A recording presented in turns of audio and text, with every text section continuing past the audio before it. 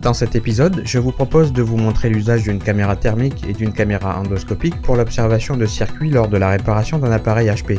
C'est une pratique très utile en électronique qui nous révèle des informations qui aident parfois à déceler plus rapidement l'origine des problèmes.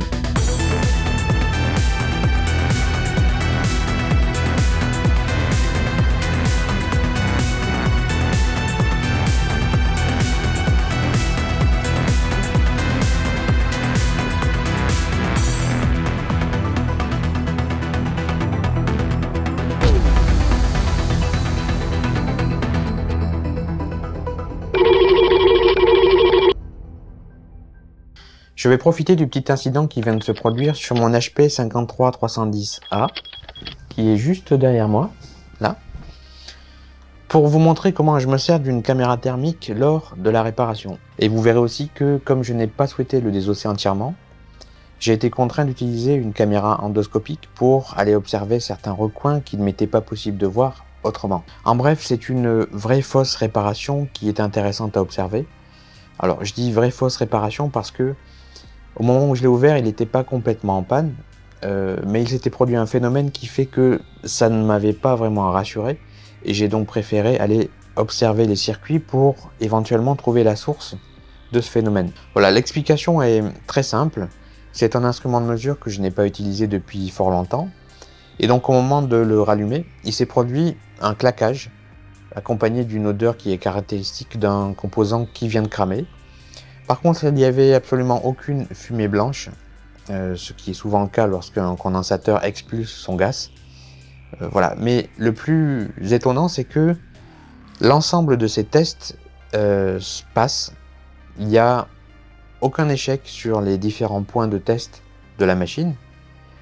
Et ça sous-entendrait donc qu'il n'y a en interne aucune faille d'un point de vue du système. Bon, ça aurait peut-être suffit à certains pour se rassurer et se dire que finalement tout a l'air normal. Ça n'a pas été mon cas, j'ai quand même préféré aller inspecter les circuits et les différents éléments du système.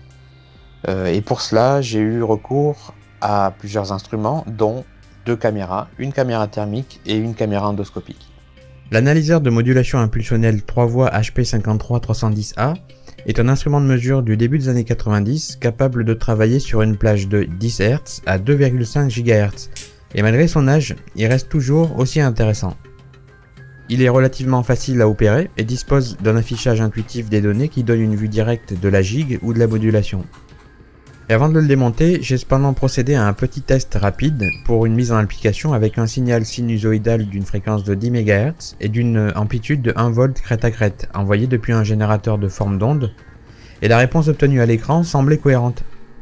Et pour mettre à l'épreuve le CPU, j'ai aussi testé les différents modes d'affichage des informations grâce aux quelques algos proposés par la machine.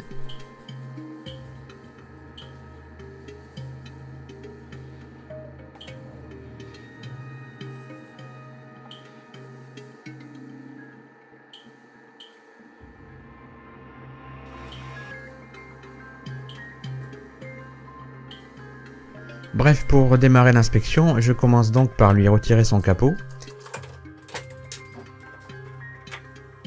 Et comme vous le constatez, il n'a pas été ouvert depuis sa dernière calibration par Agilent. Il n'est pas particulièrement lourd comparé à certains autres instruments HP de la même envergure. Je m'attends donc à ce qu'il y ait pas mal d'espace vide.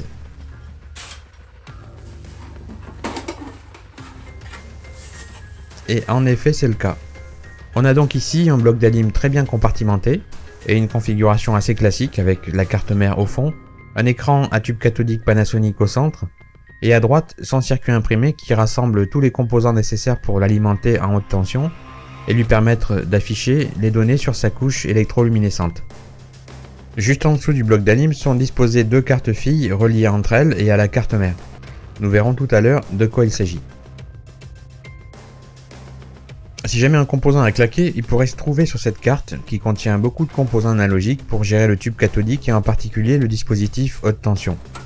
Cela étant, par rapport à l'affichage, il n'y a rien de négatif à signaler. Et comme à chaque fois que je répare un appareil, je commence toujours par inspecter le bloc d'alimentation, étant donné que c'est le point de départ qui va fournir au système les différentes tensions qu'il aura besoin pour opérer. Bon, comme à son habitude, HP devrait avoir équipé cet instrument d'une alimentation à découpage relativement irréprochable, et je m'inquiète pas trop sur ce point. Ce qui m'importe plus, c'est de savoir si un de ses composants a souffert.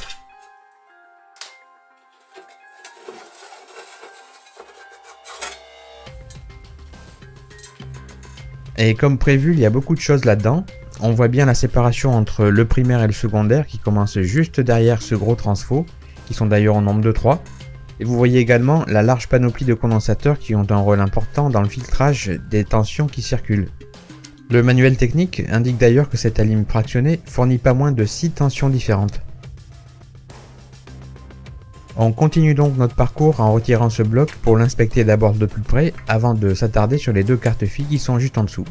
Je précise que cet appareil n'a jamais été ouvert par moi-même auparavant, il a cependant été par Agilent il y a quelques temps pour en effectuer la calibration.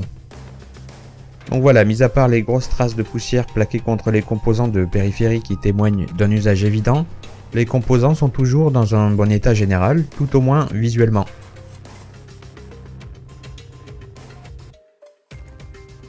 Voilà un gros transistor de puissance NPN qu'on trouvait souvent à l'époque dans les alims à découpage.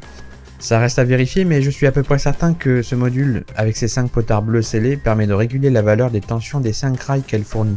Et au passage, vous pouvez constater qu'ils n'ont pas lésiné sur la résine qui permet de garder en place les gros condensateurs sensibles aux vibrations. Voilà, pour le moment je continue à avancer et à extraire les autres circuits imprimés qui sont encore faciles d'accès, étant donné que le but est aussi de repérer si un composant a souffert pour qu'il soit remplacé.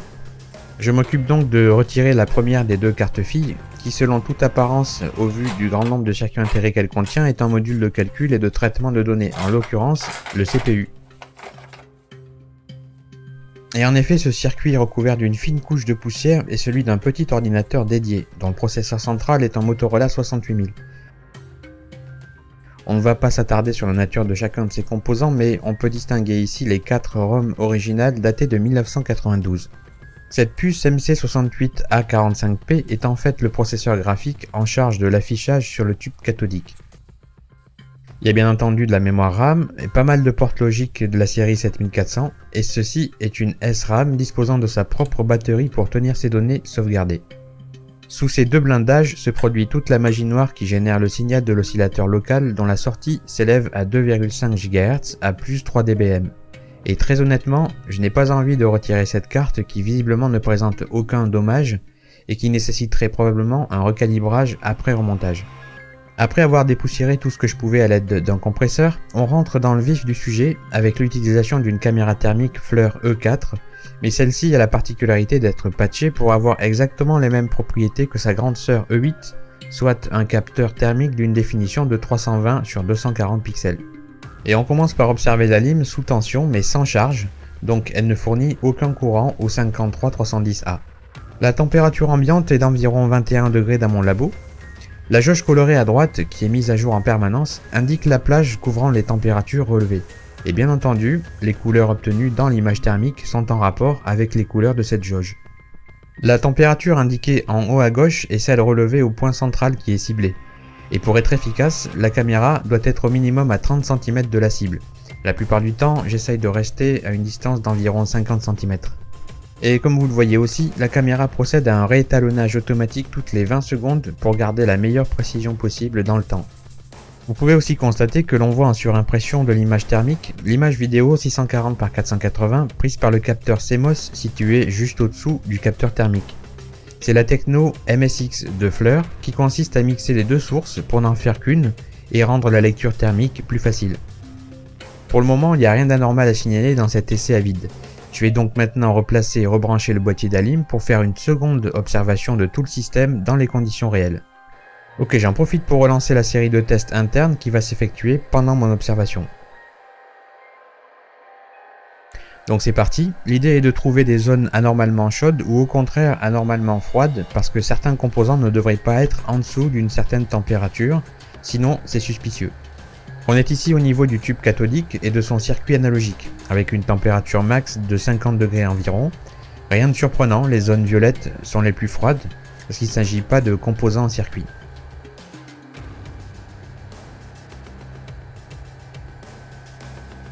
On passe maintenant de l'autre côté et on se retrouve au-dessus du bloc d'alim. Et on peut remarquer que la température max grimpe à plus de 110 degrés, donc je cible la source en question, et il s'agit du radiateur d'un transistor de puissance qui a besoin de dissiper une grande quantité d'énergie. Ça n'est pas anormal non plus, mais dans un tel boîtier, HP aurait pu cependant intégrer un ventilo pour évacuer l'air chaud plus efficacement et permettre de garder ce radiateur à une température plus raisonnable. C'est globalement le seul vrai point chaud de cette alim, donc rien à signaler.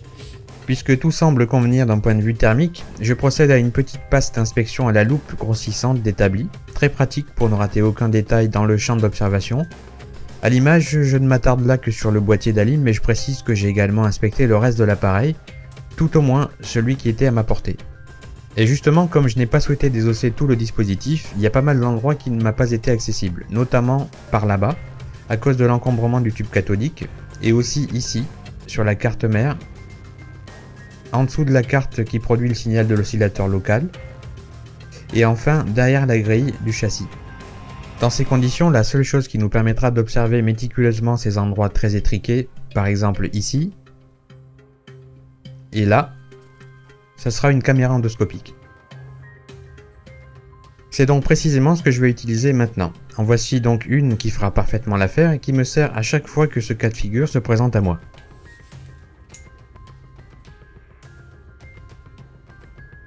La sonde de 1 mètre se raccorde à la poignée tout simplement de cette façon.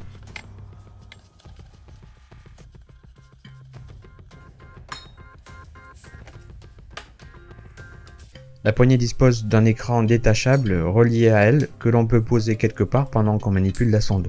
Ça permet de garder un œil fixé sur l'écran tout en progressant dans l'observation.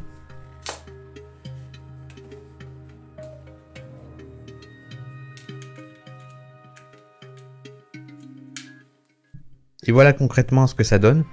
En termes de définition d'image, on ne dispose que de 640 par 480 pixels, mais pour une caméra de ce type, qui doit nous donner des informations sur une profondeur de champ de quelques centimètres, ça n'est pas un souci. Vous le voyez, le rendu des composants est quand même très convenable. Je commence donc l'inspection par ce qui se trouve sur la carte mère sous le module de l'oscillateur local. Par cet angle de vue, vous ne distinguez pas les détails sur le petit écran aussi bien que moi qui suis en face. Parce que comme tout écran LCD, selon l'angle par lequel on le regarde, on perd un rendu. Mais j'avoue que je me suis rendu compte un peu trop tard que je n'avais plus de carte micro SD pour la caméra, car oui, elle peut bien entendu tout enregistrer directement dans des fichiers vidéo. La prochaine fois, je préparerai mieux mon coup. En tout cas, je ne vois aucun composant dégradé. On retourne de l'autre côté pour continuer l'inspection au niveau de tout ce qui n'est pas accessible autour du tube cathodique. En l'occurrence ici, la partie basse de sa carte d'alimentation, et mis à part de la poussière résiduelle sur une partie des composants, je ne vois rien de dégradé non plus. Ce qui est sûr, c'est qu'avant de refermer le boîtier, il faudra en profiter pour balancer un bon coup de puissance pré-dépoussiérant, ça lui fera pas de mal. Mais bon, après toutes ces observations, j'en arrive à la conclusion qu'il y a eu plus de peur que de mal parce que l'état de ces composants est quand même tout à fait convenable, et cela 20 ans après sa mise sur le marché, et un bon paquet d'heures de service à son actif.